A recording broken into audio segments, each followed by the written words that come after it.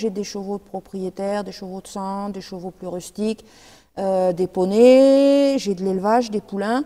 Et tous mes équidés pâturent sur Sagne à un moment de l'année. 1, 2, 3, 4. Moi, je respecte les zones humides, humblement, parfois je les visite. Elles émanent des bonnes ondes, elles sont l'origine du monde. Bonjour, c'est Coralie. Aujourd'hui, je vous amène dans la haute vallée de la Goutte, sur la commune du Soulier, une petite commune nichée à 900 mètres d'altitude. Nous sommes ici, au bord de l'Arne, sur un territoire très riche en tourbières. Nous allons donc rencontrer une éleveuse de chevaux qui fait pâturer ses tourbières avec ses chevaux.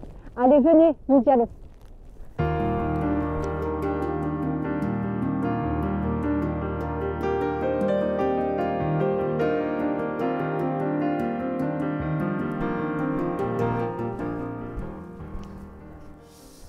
Bonjour Laurence. Bonjour Coralie.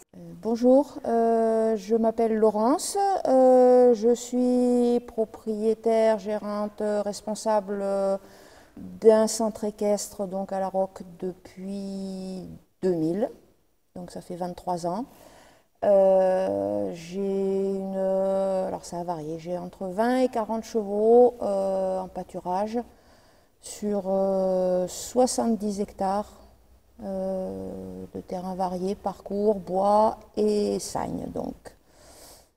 D'accord, et des chevaux en tourbière, c'est pas courant? T'as pas d'inquiétude, t'as pas eu d'inquiétude en tout cas Ayant toujours eu des tourbières à disposition, je me suis pas posé la question au départ, ça m'a paru naturel. Les chevaux, ils prennent l'habitude aussi, ils prennent l'habitude surtout de goûter, d'exploiter les ressources qu'ils ont à disposition. Est-ce que du coup tu as fait une sélection particulière de chevaux par rapport au terrain que tu avais? Pas du tout, tous les types de chevaux, j'ai des chevaux de propriétaires, des chevaux de sang, des chevaux plus rustiques, des poneys, j'ai de l'élevage, des poulains. Et tous mes équidés pâturent sur Sagne à un moment de l'année. Du coup, on va aller voir sur le terrain ce que ça donne. Allez. Du coup, comment tu t'organises, Laurence, là, pour mettre tes chevaux dessus voilà. Alors, ça fait seulement quelques années que je fais le passage précoce au printemps. Suite à une discussion avec toi et aussi avec le réseau Pâturajuste qui j'ai fait des formations. Et effectivement, c'était une très bonne idée. Ensuite, effectivement, tous les ans, je l'utilise au mois d'août ou au mois de septembre. Ça, je le fais depuis que je l'exploite.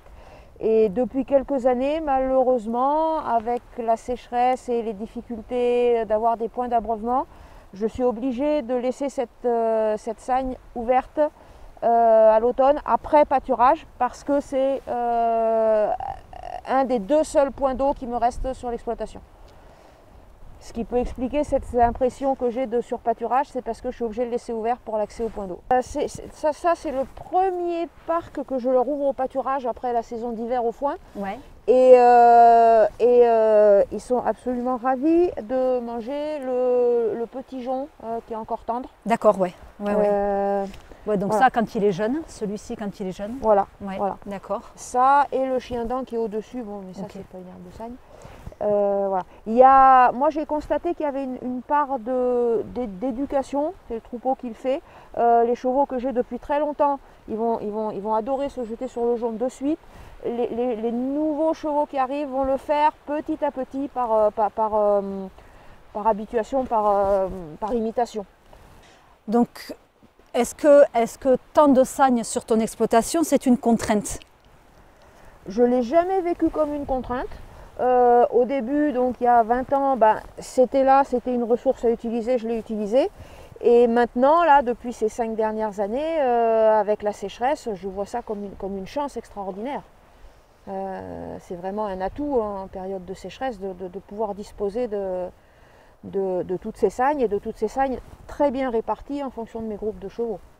D'accord. Si tu avais un conseil à donner à un éleveur qui voudrait mettre en place du pâturage, que lui dirais-tu? Je lui dirais de ne pas hésiter pour plusieurs raisons. La première, c'est que vraiment par la pratique, il n'y a aucun problème sanitaire. La deuxième, c'est que ça représente une ressource importante, surtout avec les périodes de sécheresse qui vont en augmentant actuellement. Et la troisième, c'est que ça participe à l'entretien des tourbières, ce qui est quelque chose de très important pour les années à venir. Merci beaucoup Laurence de nous avoir partagé ton expérience de pâturage sur tourbière. Avec grand plaisir. Bonne continuation à toi et puis à une prochaine. Et à très bientôt. Au revoir. Au revoir. Donc nous venons de découvrir une expérience de pâturage de tourbière avec des chevaux et on se rend compte du coup que les chevaux, quel que soit l'animal, les parcourent très bien à condition qu'ils soient habitués à ces milieux. À bientôt pour de nouvelles rencontres.